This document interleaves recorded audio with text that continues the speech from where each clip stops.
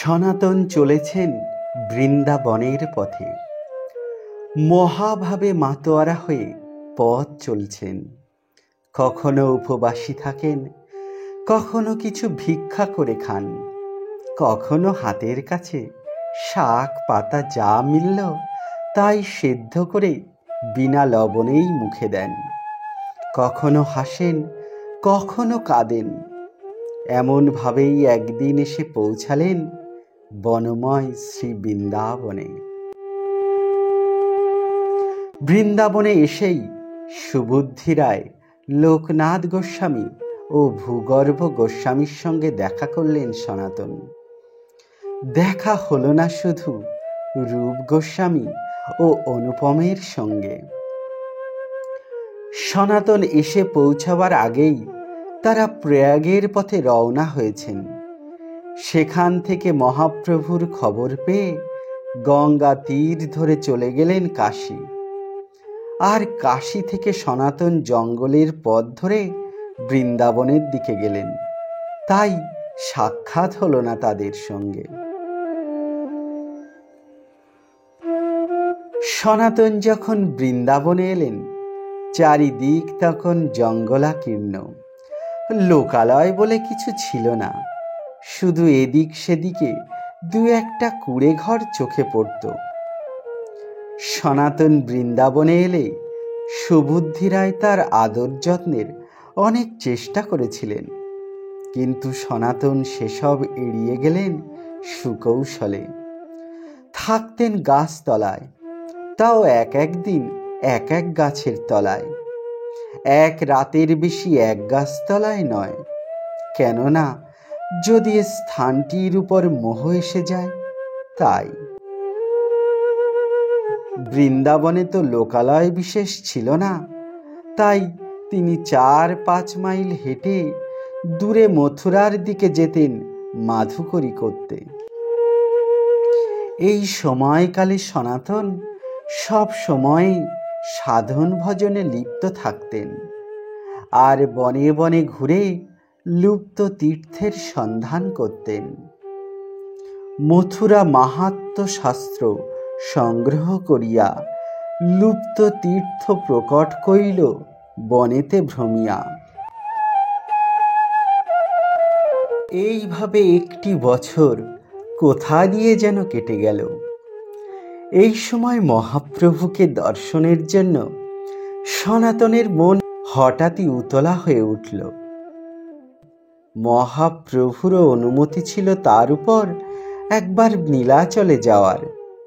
তাই মন উচাটন হতেই একদিন তিনি ঝুলি কাঁধে রওনা হলেন শ্রীক্ষেত্রের পথে। সনাতনের মন প্রভুকে দর্শনের জন্য এমনই ব্যাকুল হলো যে সোজা রাজপথ ছেড়ে তিনি পথ সংক্ষেপ করবেন বলে ঝাড়িখণ্ডের বনপথ ধরলেন। ভীষণ জঙ্গলে পূর্ণ, কি দুর্গম সেই পথ। কোথাও কোনো খাদ্য মেলে না। কখনো উপবাসে থাকেন, কখনো বা গাছের পাতা বা এক মুঠো চানা চিবিয়ে জল খেয়ে পথ চলতে লাগলেন। জলও পানের যোগ্য নয়, ফলে তার শরীর স্বাস্থ্যের দারুণ অবনতি হলো।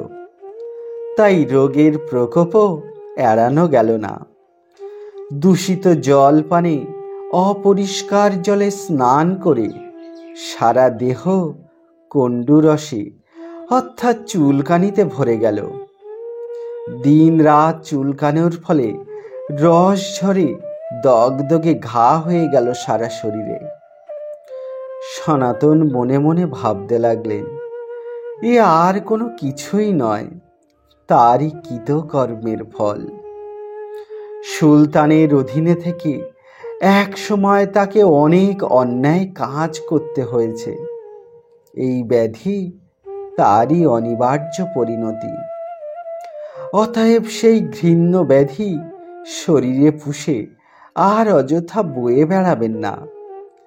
নীলাচলে গিয়ে শ্রী জগন্নাথ মহাপ্রভুকে দর্শন করে রথচক্রতলে জীবন বিসর্জন দেবেন। যাই হোক, এই মনে করে এক সময় তিনি নীলাচলে পৌঁছালেন। সময়টা 1516 খ্রিস্টাব্দের বৈশাখ মাস। নীলাচলে পৌঁছে তিনি অন্য কোথাও না গিয়ে হরিদাসের ভজন কুঠিরেই আশ্রয় নিলেন। হরিদাস সবসময় নিজেকে মনে করতেন যবন ম্লেচ্ছ পতিত দিনাতিদিন। সনাতনও তাই ভাবতেন, কেননা তিনি যবনের সংস্পর্শে ছিলেন দীর্ঘকাল। তাই নিজেকে তিনি আচারভ্রষ্ট ও অপবিত্র ভাবতেন। কাজেই এই অবস্থায় সারা শরীরে দগদগে ঘা নিয়ে তো আর মহাপ্রভুর কাছে যাওয়া যায় না। অতএব হরিদাসের কুঠিরই তার উপযুক্ত আশ্রয়। হরিদাস তো সনাতনকে দেখে দারুণ খুশি। তাকে কুঠিরে থাকার ব্যবস্থা করে ধন্য মনে করলেন নিজেকে। তার কুঠিরে সে কি আদর সনাতনের! সনাতনও অভিভূত হলেন। হরিদাস মহাসাধক হলেও তিনি ছিলেন বিনয়ী ও দীনতার প্রতিমূর্তি। নিজেকে ম্লেচ্ছাধম মনে করতেন বলেই সকলের কাছ থেকে দূরে থাকতেন। শ্রী জগন্নাথের উপলভোগের পরে সমুদ্র স্নানের পথে মহাপ্রভু প্রসাদ দিয়ে যেতেন হরিদাসকে। সেদিন মহাপ্রভু হরিদাসের কুঠিরে আসতেই দেখা হয়ে গেল সনাতনের সঙ্গে। মহাপ্রভুর সংস্পর্শে যাওয়ার জন্য সনাতনের তো মনোপ্রাণ উৎকণ্ঠিত, কিন্তু এই কণ্ডুরসে ভরা শরীর নিয়ে তিনি কি করে তার কাছে যাবেন? তাই দূর থেকেই দণ্ডবৎ হয়ে প্রণাম করলেন মহাপ্রভুকে। মহাপ্রভু পরম আদরে সনাতনকে আলিঙ্গন করতে গেলে সভয়ে পিছিয়ে গেলেন সনাতন। বললেন, আমাকে ছুঁয়ো না প্রভু, তোমার দুটি চরণে পড়ি। একে আমি নীচ অধম, তাই সর্বাঙ্গ কণ্ডু রসে ভরা। মহাপ্রভু সনাতনের সে কথায় কর্ণপাত না করে তাকে জোর করে আলিঙ্গনে বদ্ধ করলেন। নীলাচলে পদার্পণ মাত্রই আদরের ছোট ভাই অনুপমের মৃত্যু সংবাদ পেয়েছিলেন সনাতন। কিন্তু তাতে তিনি যত না ভারাক্রান্ত, তার চেয়েও বেশি চিন্তিত হলেন তার এই ক্লেদাক্ত শরীরের কণ্ডু রসের সংস্পর্শে মহাপ্রভুর শরীর কলুষিত হয়েছে এই ভেবে। মহাপ্রভু কিন্তু নির্বিকার। তিনি রোজই আসেন গোবিন্দকে নিয়ে, প্রসাদ দিয়ে যান, সনাতনকে কোল দেন, আর মরমে মরে যান সনাতন। মহাপ্রভু প্রতিদিন সনাতনকে আলিঙ্গন করলেও সনাতনের আশঙ্কা দূর হয় না।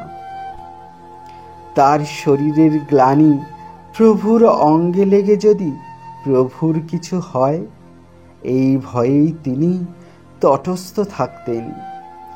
এক সময় তিনি স্থির করলেন, না, এই দেহকে আর জিইয়ে রাখা ঠিক নয়। শ্রী জগন্নাথের রথযাত্রার দিনই আত্মবিসর্জন দেবেন। অন্তর্যামী মহাপ্রভু বুঝতে পারলেন সনাতনের মনোভাব। তাই সেদিন তিনি হরিদাসের ভজন কুঠিরে এসে সনাতনকে একথা সেকথার পর বললেন, সনাতন, তোমার কি ধারণা দেহত্যাগ করলেই কৃষ্ণকে পাওয়া যাবে? কৃষ্ণকে পাওয়ার একমাত্র উপায় হলো প্রেম ও ভক্তির বাহক হয়ে নিরন্তর পথ চলা। তাই বলি, তুমি দেহত্যাগের সংকল্প ত্যাগ করে আরও বেশি কৃষ্ণ ভজনা করো, এতেই তোমার মনোবাঞ্ছা পূর্ণ হবে, কৃষ্ণ প্রেমও লাভ করবে তুমি। মহাপ্রভুর এ কথা শুনে সনাতনের বিস্ময়ের অন্ত রইল না। তিনি যে জগন্নাথের রথচক্রতলে প্রাণ বিসর্জন দেবেন ঠিক করেছিলেন, তা মহাপ্রভু জানলেন কি করে? তিনি যে অন্তর্যামী, সনাতন সে কথা ভুলেই গিয়েছিলেন। তাই নীরবে নত মস্তকে দাঁড়িয়ে রইলেন। মহাপ্রভু ভর্ৎসনা করে বললেন, তাছাড়া এই দেহ কি তোমার নিজের সম্পত্তি? যেদিন থেকে তুমি আমার শরণ নিয়েছ, সেদিন থেকেই তোমার এই দেহ আমার হয়ে গেছে। অতএব এতে তোমার কোনো অধিকার নেই। তাই আমার সম্পত্তি নষ্ট করতে চাও তুমি কোন সাহসে? তোমাকে দিয়ে আমি অনেক কাজ করাবো সনাতন। আমি তোমাকে আগেই নির্দেশ দিয়েছি, বৃন্দাবনে থেকে প্রেম ভক্তি প্রচার করতে হবে। আবার সেই নির্দেশই দিচ্ছি, তুমি বৃন্দাবনে গিয়ে আমার আজ্ঞা পালন করো। তোমার শরীর মোর প্রধান সাধন, এ শরীরে সাধব আমি বহু প্রয়োজন। ভক্ত ভক্তি কৃষ্ণ প্রেম তত্ত্বের নির্ধার, বৈষ্ণবের কীর্ত আর বৈষ্ণবের আচার। কৃষ্ণ ভক্তি কৃষ্ণ প্রেম সেবা প্রবর্তন, লুপ্ত তীর্থ উদ্ধার আর বৈরাগ্য শিক্ষণ। বলতে বলতেই মহাপ্রভু প্রেমাবেশে জড়িয়ে ধরলেন সনাতনকে। প্রভুর কৃপায় সনাতন নিমেষেই রোগ মুক্ত হলেন। তার দেহ চন্দন গন্ধযুক্ত হল। মহাপ্রভু বিদায় নিলে হরিদাস ঠাকুরও সনাতনকে আলিঙ্গন করে বললেন, ধন্য তুমি সনাতন, কেননা তোমার এই দেহ প্রভুর কাজে লাগবে।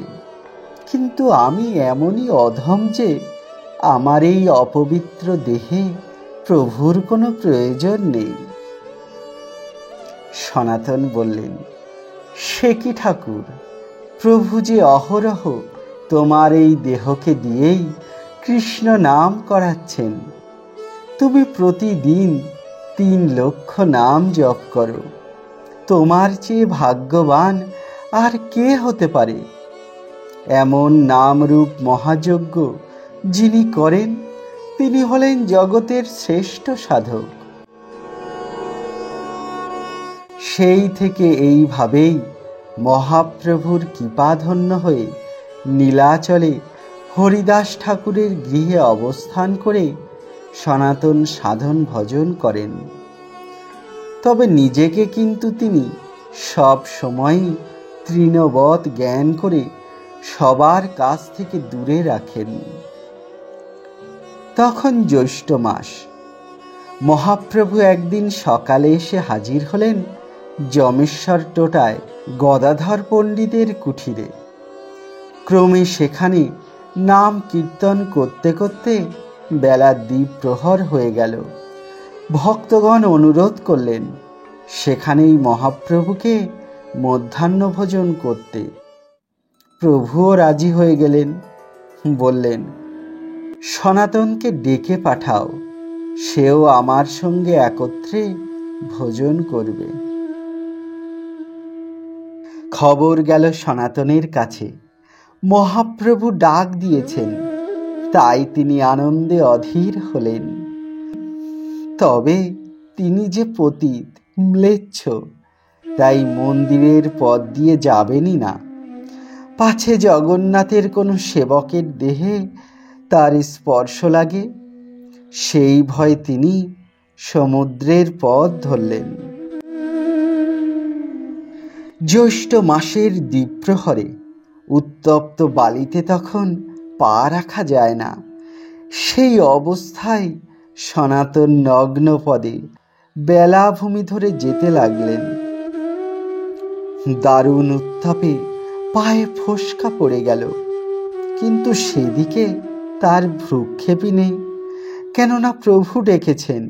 এই আনন্দে তার কোনো বাহ্য জ্ঞান ছিল না। ভাব ও ভক্তিতে বিভোর হয়ে কৃষ্ণ নাম করতে করতে পথ চললেন তিনি। যাই হোক, সনাতন যমেশ্বর টোটায় এসে পৌঁছালে সনাতনের অবস্থা দেখে চমকে উঠলেন মহাপ্রভু। বললেন, সনাতন, তুমি কোন পথ দিয়ে এসেছ? সনাতন বললেন, কেন প্রভু, আমি সমুদ্র তীরের পথ দিয়ে এসেছি। মহাপ্রভু বললেন, এই দারুণ উত্তাপে বালির উপর দিয়ে খালি পায়ে তুমি কি করে এলে সনাতন? তোমার দুটো পায়েই যে ফোস্কা পড়েছে দেখছি। তুমি তো ভালো করে হাঁটতেও পারছ না। সনাতন বললেন, আমার তো কোনো কষ্ট হয়নি প্রভু, নাম করতে করতে দিব্যি চলে এলাম। পায়ে যে ফোস্কা পড়েছে তা টেরও পাইনি আমি। মহাপ্রভু সঙ্গে সঙ্গে আলিঙ্গনে বদ্ধ করলেন সনাতনকে। বললেন, এমন ভক্তি বৈরাগ্য আমি কারো মধ্যে দেখিনি সনাতন। তুমি শুধু ভক্ত নও, ভক্ত শ্রেষ্ঠ। তোমাকে স্পর্শ করলে লোকে পবিত্র হবে। এরপর মধ্যাহ্নভোজন সেরে সন্ধ্যা হওয়ার আগেই কুঠিরে ফিরলেন সনাতন। অনেক রাত পর্যন্ত তিনি মনে মনে মহাপ্রভুর চরণ বন্দনা করে নাম জপ করতে লাগলেন। মহাপ্রভুর সান্নিধ্যে নীলাচলে প্রায় 3 বছর রইলেন সনাতন। তার অনিন্দ সুন্দর রূপ, তার অমৃতবাণী, ভাবাবেগ সব মনের মণিকোঠায় সঞ্চয় করে মহাপ্রভুর প্রতিটি আদেশ অক্ষরে অক্ষরে পালন করবার জন্য আবার বৃন্দাবনে ফিরে গেলেন। মহাপ্রভুর সঙ্গে আর কখনো তার দেখা হয়নি। বৃন্দাবনে গিয়ে রূপ গোস্বামীর সঙ্গে মিলিত হলেন সনাতন। গৃহত্যাগের পর এই প্রথম মিলন হলো দু ভাইয়ের। কি আনন্দ তাই! রূপ সনাতনের আবির্ভাবে বৃন্দাবনও যেন প্রাণবন্ত হল। বৃন্দাবনে এসে প্রথমে রূপ গোস্বামীর কাছেই রইলেন সনাতন। গৃহত্যাগের পর এই প্রথম 2 ভাইয়ের মিলন। কাজেই আনন্দের আর অবধি রইল না। মহাপ্রভুর প্রতিটি আদেশ অক্ষরে অক্ষরে পালন করতে লাগলেন দুজনে। সনাতন রইলেন শাস্ত্র বিচার, হরিভক্তি প্রচার ও বৈষ্ণব আচার পদ্ধতি প্রণয়নে, আর রূপ বেছে নিলেন সংগঠনমূলক কাজের ভার এবং আশ্রয় প্রার্থী বৈষ্ণবগণের দায়িত্ব। এখানেই রচিত হল শ্রীমদ্ ভাগবতের 10ম স্কন্ধের বৃহৎ বৈষ্ণবতোষণী টিকা। এখান থেকেই প্রকাশ পেল গোপাল ভট্ট গোস্বামীর হরিভক্তি বিলাস ও তার দিগদর্শিনী টিকা, যা কিনা বৈষ্ণব আচারের বিধিনিষেধ, পূজা পদ্ধতি, নিত্যকৃত্য ও যাবতীয় ধর্ম অনুশাসনের মহাভারত। সবচেয়ে উল্লেখযোগ্য শাস্ত্র সমুদ্র মন্থনের অমৃত ফল হিসাবে ভাবামৃত ও তার দিগদর্শিনী টিকা। সনাতন গ্রন্থ কইল ভাগবতামৃতে, ভক্ত ভক্তি কৃষ্ণতত্ত্ব জানি তাহা হইতে। শুধু যে নিজের গ্রন্থ রচনাতেই তিনি ব্যাপ্ত ছিলেন তা নয়, সনাতনের উপর দায়িত্ব ছিল অন্যান্য গোস্বামীদের প্রণীত গ্রন্থাদিও পরিদর্শনের। কেননা পাণ্ডিত্যে, ভক্তিতে ও বুদ্ধিতে তিনি ছিলেন সবার ঊর্ধ্বে। তাই তার মত ছাড়া কেউ কোনো নতুন মত প্রচারে সাহসীও হতেন না। সনাতন গোস্বামী ছিলেন আচার্যের মতো।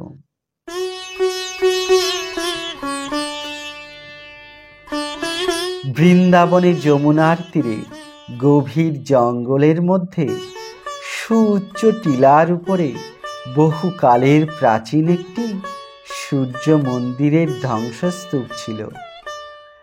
আদিত্য হলেন সূর্য, তাই লোকে তাকে বলতো আদিত্য টিলা বা দ্বাদশাদিত্য টিলা।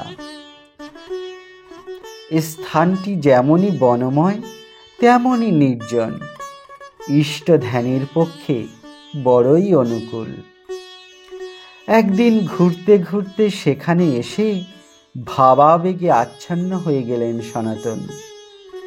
তিনি ঠিক করলেন রূপ গোস্বামীর ওখানে নানাজনের সঙ্গে না থেকে এই নির্জনে বসেই ইষ্ট সাধনা করবেন। এমন নির্জন একটি স্থান বেছে নেওয়ার কারণও ছিল প্রভু ভক্ত জগদানন্দ নীলাচল থেকে ফিরে এসে সনাতনকে বলেছিলেন, প্রভু বলেছেন সনাতনকে বলো আমি শীঘ্রই বৃন্দাবনে যাচ্ছি, আমার জন্য যেন স্থান নির্ধারণ করে রাখে। জগদানন্দের কথা মতোই তিনি আদিত্য টিলার মনোরম পরিবেশে প্রভুর জন্য একটি মঠ স্থাপন করে নিজে সেই মঠের সামনে একটি ঝোপড়ি বেঁধে বাস করতে লাগলেন।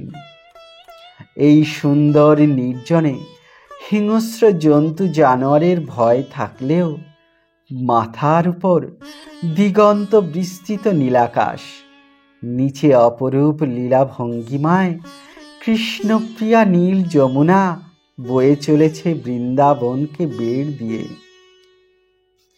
দূরের বনানী ও কাছের বনভূমি সবই নীল সবুজের মধুরিমায় সমুজ্জ্বল।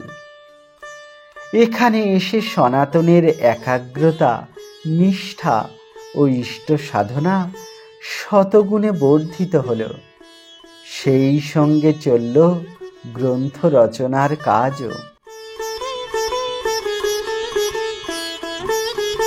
বৃন্দাবনে তখন জনবসতি নেই বললেই হয়, দূরে দূরে দু একটি গ্রাম।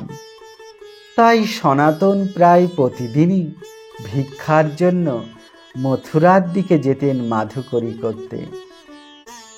একদিন তিনি মাধুকরী করতে মথুরায় দামোদর চৌবের দ্বারে এসে উপস্থিত হলেন। এসেই দর্শন করলেন মদন গোপালকে। সেই দিব্য মূর্তি দেখে ভাবে বিভোর হয়ে গেলেন তিনি। চৌবে রমণী সনাতনকে ভিক্ষা দিলেন। ভিক্ষা নিয়ে বিদায় নিলেন সনাতন। মদন মোহনের শ্রীমূর্তি তার অন্তরকে প্রভাবিত করল।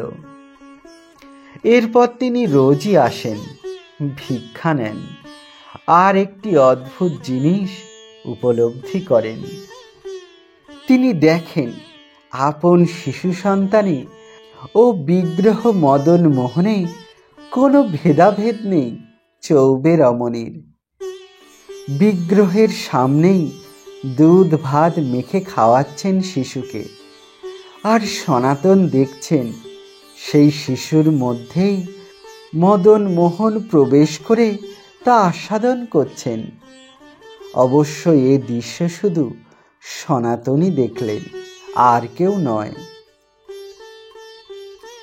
দেখেই দর বিগলিত চক্ষে সনাতন চৌবের রমণীকে বললেন, মা, তুমি যেভাবে বিগ্রহের সেবা পুজো করছো ঠিক সেভাবেই সেবা পুজো চালিয়ে যাও, অন্য মত করো না। আর তোমার এই বালকের ভুক্তাবশেষ যদি কিছু থাকে তাই আজ আমাকে মাধু করি দাও। চৌবে রমণী তো অবাক, গোস্বামীজিকে এ কেমন করে দেবেন তিনি, অথচ সনাতনের জেদ ওই ভুক্তা বশেষই আজ তার চাই। অবশেষে সনাতনের একান্ত অনুরোধে তাই দিলেন চৌবে গৃহিণী। সনাতন প্রসাদ গ্রহণ করে আনন্দে বিহ্বল হয়ে বৃন্দাবনে ফিরে এলেন। সেই দিন রাত্রে সনাতনকে স্বপ্নে দর্শন দিলেন মদন মোহন। বললেন, গোসাই, তুমি আমাকে চৌবের ঘর থেকে বৃন্দাবনে নিয়ে এসে প্রতিষ্ঠা করো। শুধুমাত্র তুলসী আর জল দিয়ে পূজা করো আমায়, তাতেই আমি সন্তুষ্ট হব। স্বপ্নভঙ্গে সনাতন রোজকার মতো মাধুরী করতে আবার মথুরায় গেলেন। গিয়ে চৌবে ঠাকুরানীকে স্বপ্নের কথা বলে অত্যন্ত বিনীতভাবে প্রার্থনা করলেন মদন মোহনকে। সনাতনের কথা শুনে ঝরঝর করে কেঁদে ফেললেন চৌবে ঠাকুরানী। বললেন, কি আর বলবো গোসাই, এই একই স্বপ্ন আমিও দেখেছি।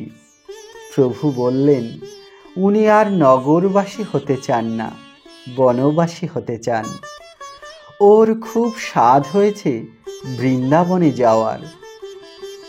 এই বলে কাঁদতে কাঁদতে পরম আদরে মদন গোপাল বিগ্রহকে তুলে দিলেন সনাতনের হাতে। তারপর কৃষ্ণ মথুরায় গেলে মা যশোদা যেভাবে কেঁদেছিলেন ঠিক সেইভাবেই কেঁদে লুটিয়ে পড়লেন গৃহাঙ্গনে।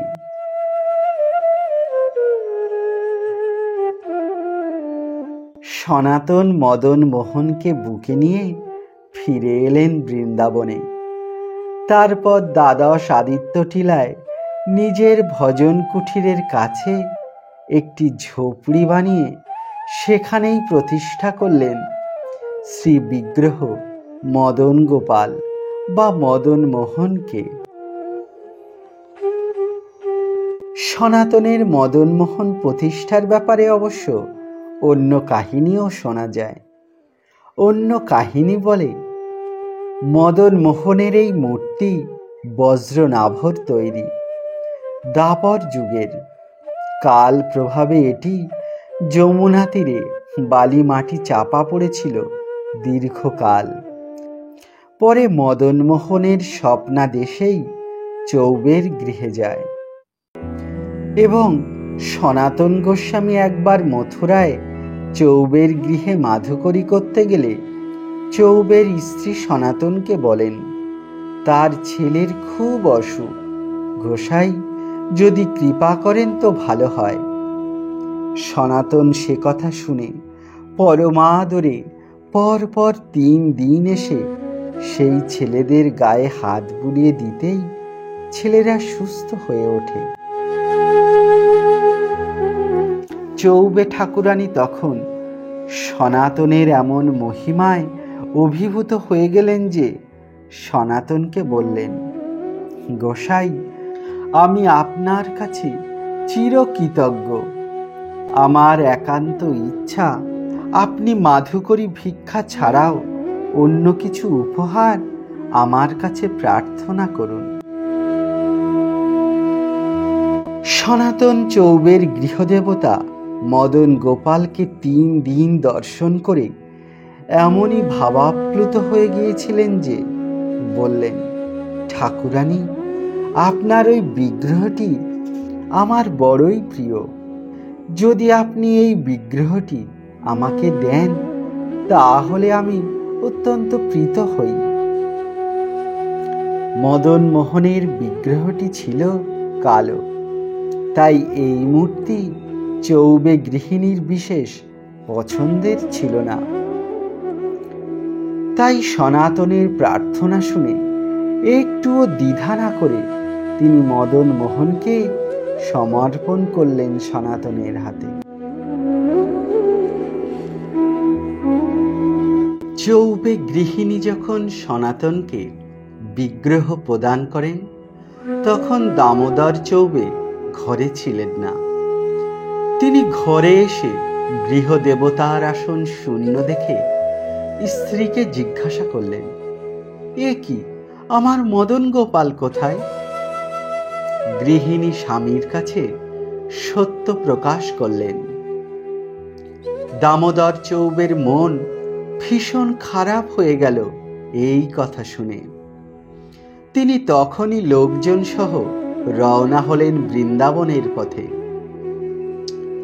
তারপর যথাস্থানে গিয়ে সনাতনকে বললেন, গোসাই, এ কি উপহার নিয়ে এলেন আপনি আমার ঘরণীর কাছ থেকে? স্বপ্নাদেশে এই বিগ্রহ অদ্বৈত প্রভু আমাকে দিয়েছেন। এখন আমার বিগ্রহ আপনি আমাকে ফিরিয়ে দিন। সনাতন মধুর হেসে বললেন, বেশ তো, এই বিগ্রহ আপনারই।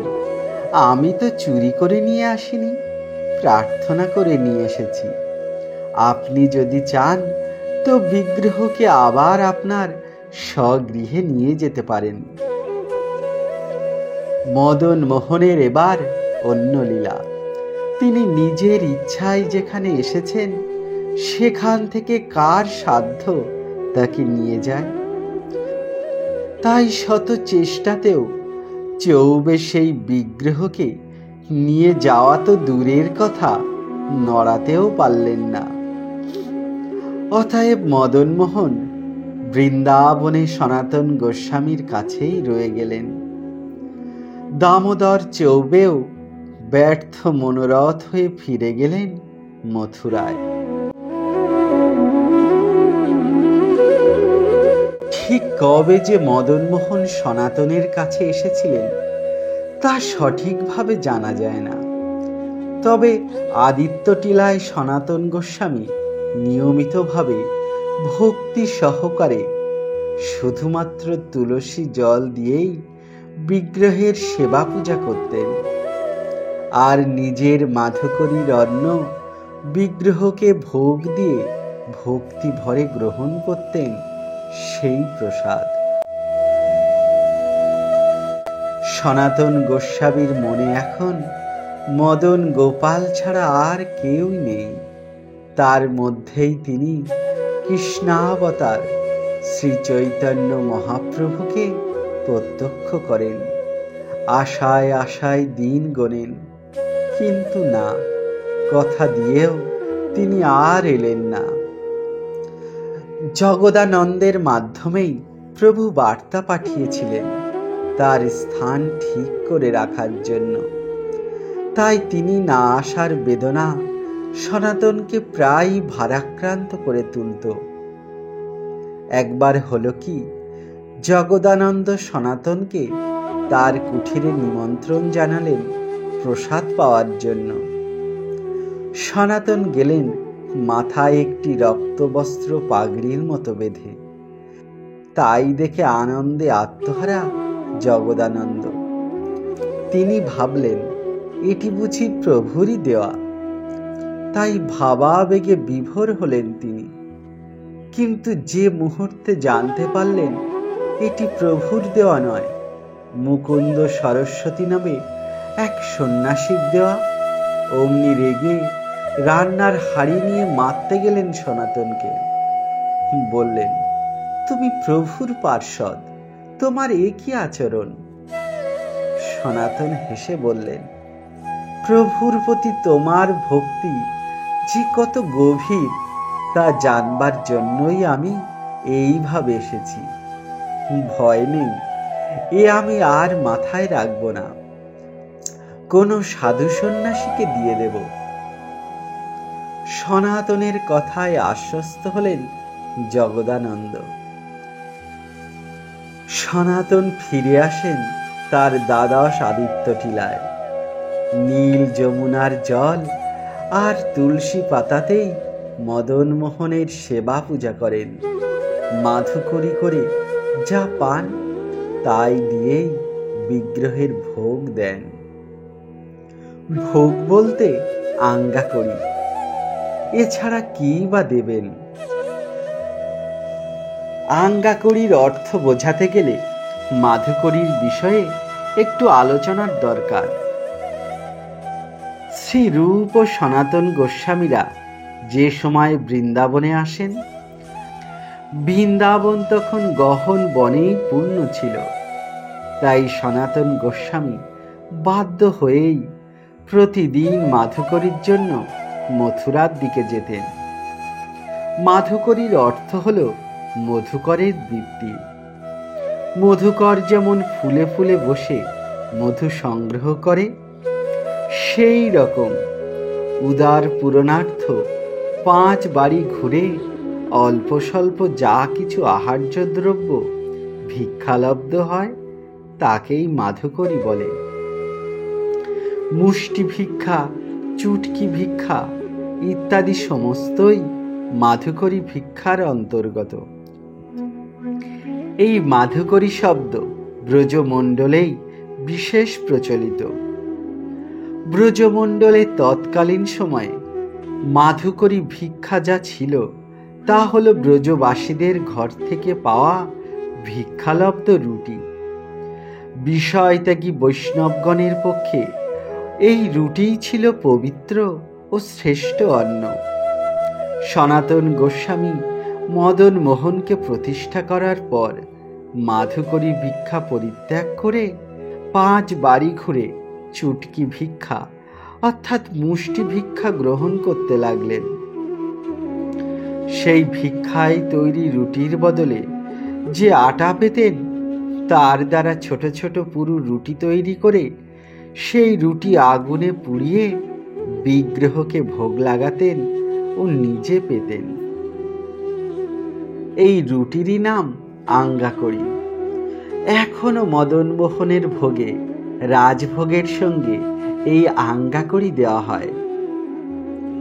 একদিন মদনমোহন স্বপ্নে সনাতনকে বললেন, গোসাই, লবণহীন তোমার এই আঙ্গাকড়ি আমার মুখে আর রুচছে না, বড় আলোনা লাগে।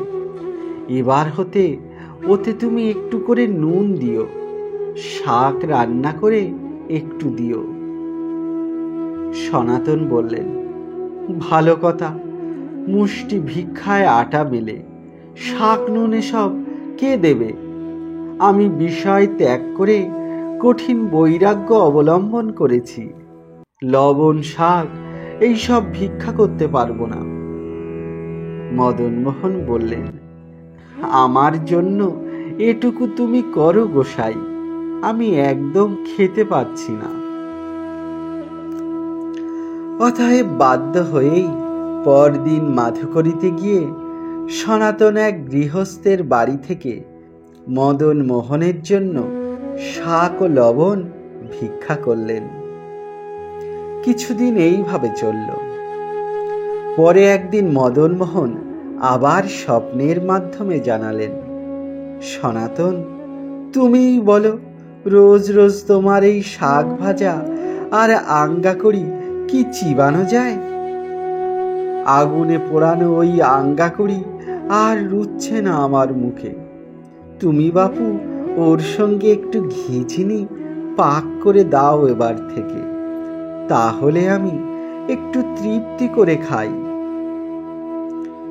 সনাতন বললেন, দিনে দিনে তোমার নোলা দেখছি বেড়েই যাচ্ছে খুব। তোমার জন্য আমি শাক লবণ ভিক্ষা করছি, এই ঢের। বিষয়ীর মতো ধৃত শর্করা আমি কিছুতেই চাইতে পারবো না গৃহীদের কাছ থেকে। প্রয়োজনে নিজেই নিজের ব্যবস্থা করে নাও। সনাতন নিজের মতোই চললেন। তাই সেবা পূজার জন্য জল, তুলসী ও আঙ্গাকড়ির ভোগ যেমন চলছিল তেমনই চলতে লাগলো। এমন সময় হঠাৎই এক আশ্চর্য ব্যাপার ঘটল। মুলতান দেশীয় এক বণিক, নাম কৃষ্ণদাস কাপুরী, মতান্তরে রামদাস খত্রী, পাঞ্জাবের সুলতাননগরের একজন প্রসিদ্ধ ব্যবসায়ী, পণ্য বোঝাই নিয়ে, আবার অনেকে বলেন লবণবাহী নৌকা।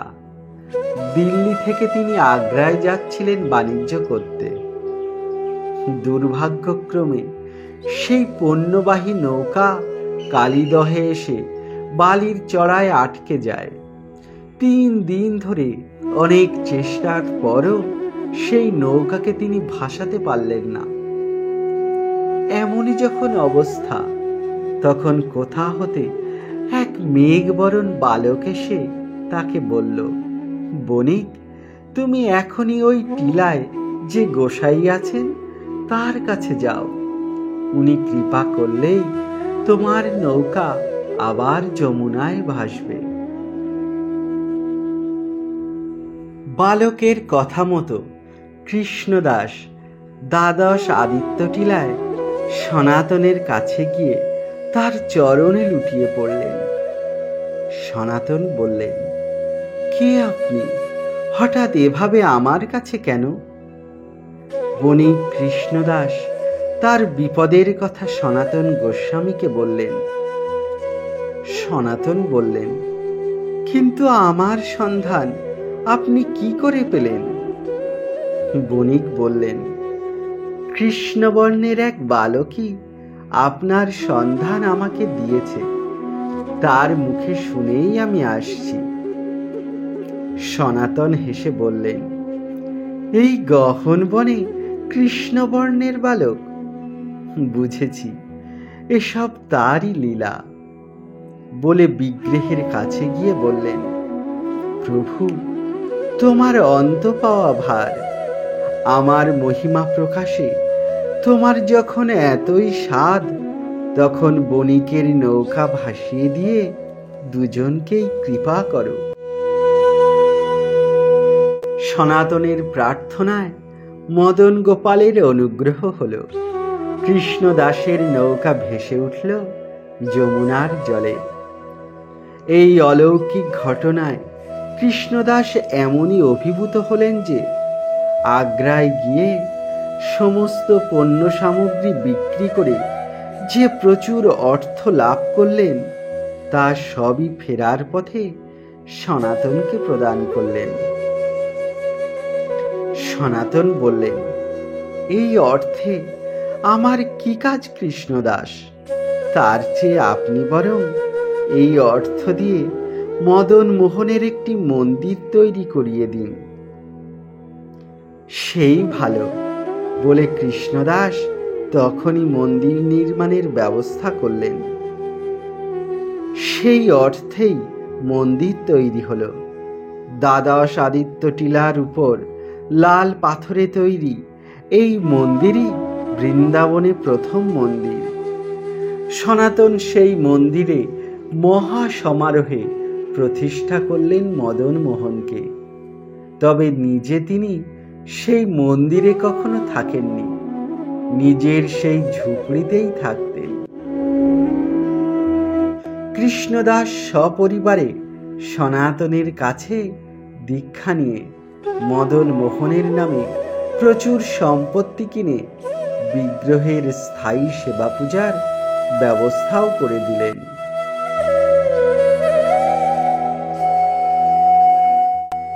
এই সময় এক ঘটনা হলো। সনাতন তো মদন মোহনকে নিয়ে ভাবে বিভোর থাকেন। হঠাৎ একদিন জীবন ঠাকুর নামে একজন এসে হাজির হলেন তার কাছে। এই জীবন ঠাকুরের নিবাস বর্ধমান জেলার মানকরে। তিনি দারিদ্র নাশ কামনায় মতান্তরে কন্যা দায়গ্রস্ত হয়ে কাশীতে বাবা বিশ্বনাথের কাছে তার দারিদ্র মুক্তির কামনা করেন। সেখানেই তিনি স্বপ্নাদেশ পান, বৃন্দাবনে সনাতন গোস্বামীর কাছে গেলেই নাকি তার অভীষ্ট পূর্ণ হবে। সেই স্বপ্নাদেশেই জীবন ঠাকুর এসে সনাতনের কাছে কান্নাকাটি করে সব বলে তার কৃপা প্রার্থনা করলেন। সনাতন তো অবাক, বাবা বিশ্বনাথ এমন স্বপ্নাদেশ জীবন ঠাকুরকে দেন কি করে? নিষ্কিঞ্চন সাধক তিনি, অন্যের দারিদ্র্য তিনি কি করে দূর করবেন? হঠাৎই মনে পড়ল, একদিন তিনি যমুনার তীরে একটি নীলকান্তমণি অর্থাৎ পরশমণি কুড়িয়ে পেয়েছিলেন। যদি কখনো কারো প্রয়োজনে লাগে, এই ভেবে তিনি একটি জায়গার বালিতে পুঁতে রেখেছিলেন। সেটি মনে পড়ায় জীবন ঠাকুরকে তিনি যমুনার তীরের ওই দূরবর্তী জায়গাটিকে দেখিয়ে বললেন, ওইখানে বালি খুঁড়ে দেখুন তো কি আছে। যা আছে মনে হয় ওতেই আপনার দারিদ্র্য দূর হয়ে যাবে। জীবন ঠাকুর তো তৎক্ষণাৎ এসে বালি খুঁড়তেই পেয়ে গেলেন সেই মূল্যবান নীলকান্তমণি। সনাতন গোস্বামী তখন তার কুঠিরে ফিরে গেছেন। জীবন ঠাকুর সেই নীলকান্তমণি পেয়ে দ্রুত তার গলার লোহার মাদুলিকে ছুঁয়ে দেখেন সেটি সোনা হয়ে গেল। এই অলৌকিক কাণ্ড দেখে জীবন ঠাকুর তো অভিভূত হয়ে পড়লেন। পরক্ষণেই তার মনে হলো, কোথায় সর্বত্যাগী সনাতন আর কোথায় তিনি। তার চেতনার দ্বারে যেন এক প্রচণ্ড আঘাত লাগলো। তিনি ভাবতে লাগলেন, দারিদ্র নাশের জন্য তিনি সেই কাশী থেকে পদব্রজে বৃন্দাবনে এলেন। পেলেন এমনই এক রত্ন যা 7 রাজার ধনের চেয়েও মূল্যবান। যে রত্ন পেয়ে তিনি ধন্য মনে করছেন নিজেকে, সেই রত্ন তো ছুঁয়েও দেখলেন না সনাতন।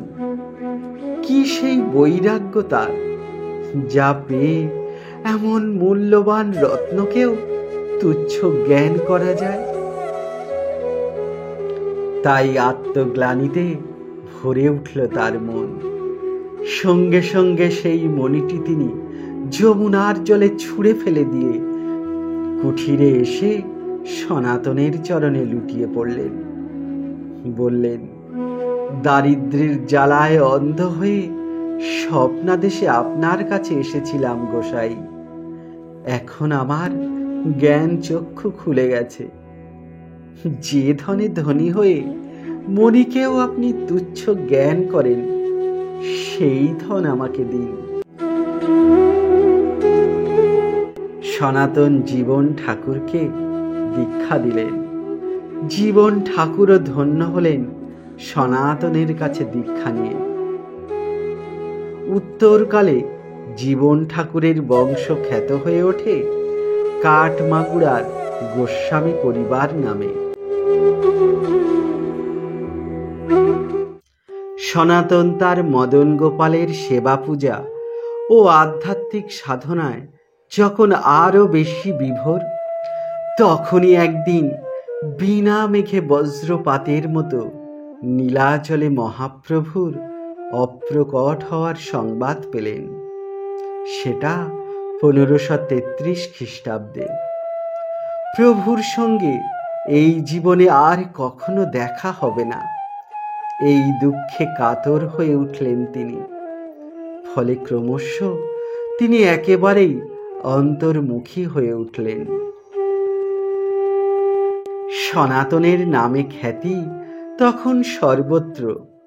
তার উপর মদনমোহনের মন্দির তৈরি হওয়ার পর সেখানে ভক্তদের যাতায়াত ক্রমেই বৃদ্ধি পেতে লাগল। মদনমোহনের সেবা পূজারও তখন স্থায়ী ব্যবস্থা হয়েছে। তাই তিনি আদিত্য টিলা ছেড়ে চলে এলেন গিরি গোবর্ধনে। এখানে এসে তিনি আশ্রয় নিলেন মানসী গঙ্গার উত্তর তীরে চক্রেশ্বর মহাদেবের মন্দিরের কাছে বৈঠানে। রোদে পুড়ে জলে ভিজে তিনি সাধনা করতেন দেখে ভক্তরা সেখানেই সনাতনের জন্য একটি ঝুপড়ি বানিয়ে দিলেন। ইচ্ছা হলে সেই ঝুপড়িতে তিনি থাকতেন, না হলে বাইরেই পড়ে থাকতেন। এই সময় তিনি কখনো গোবর্ধন পাহাড়ের পাদদেশে কখনো গোকুলে, কখনো মহাবনে, কখনো নন্দগ্রামে সাধন ভজনে মগ্ন থাকতেন। নন্দগ্রামে নন্দ, যশোদা, বলরাম ও কৃষ্ণের মূর্তি তিনি স্থাপন করেছিলেন।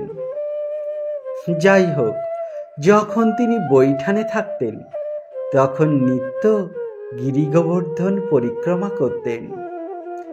শেষ বয়সে যখন তিনি একেবারেই অসমর্থ হয়ে পড়লেন, তখন একদিন তিনি পরিক্রমা করতে গিয়ে ক্লান্ত অবসন্ন দেহে পড়ে যান। ঠিক তখনই শ্রী ভগবান স্বয়ং প্রকট হয়ে তার সামনে এলেন দিব্য মূর্তিতে। প্রভুর দর্শন পেয়ে সনাতন গোস্বামী আনন্দে এমনই বিভোর হলেন যে তার সকল কষ্ট দূর হয়ে গেল। শ্রী ভগবান সনাতনের হাত ধরে তুলে দাঁড় করালেন, বললেন, আর তোমার এই শরীর নিয়ে পরিক্রমা করবার দরকার নেই সনাতন। তোমার ভক্তিতে আমি প্রসন্ন, তুমি তোমার স্থানেই আমার ভজনা করো।